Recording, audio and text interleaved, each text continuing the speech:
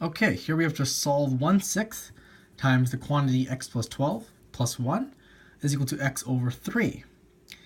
Now we're trying to solve for x, and so notice we have x on the left and the right side of the equation.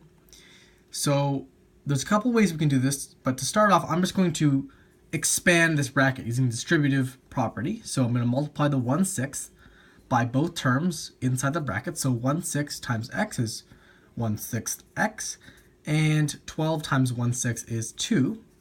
And so with that plus 1, we can collect those numbers, and we get 1/6 x plus 3 equals x over 3.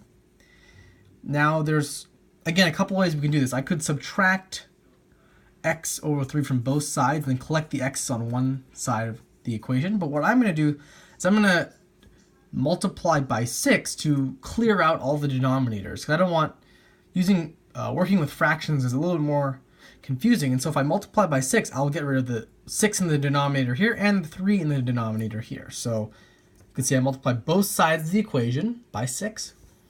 And so on the left, it's another example of the distributive property. I multiply the 6 by both terms. So 6 times 1/6 x is just x, and 6 times 3 is 18. And on the right here, the way we simplify this, you can think of it as 6 divided by 3, which is 2, and then multiplied by x, so it's 2x. And now from here, you can just subtract x from both sides. And so the x disappears here, and I get minus x. So 2x minus x is just x. And so our final answer is x is equal to 18.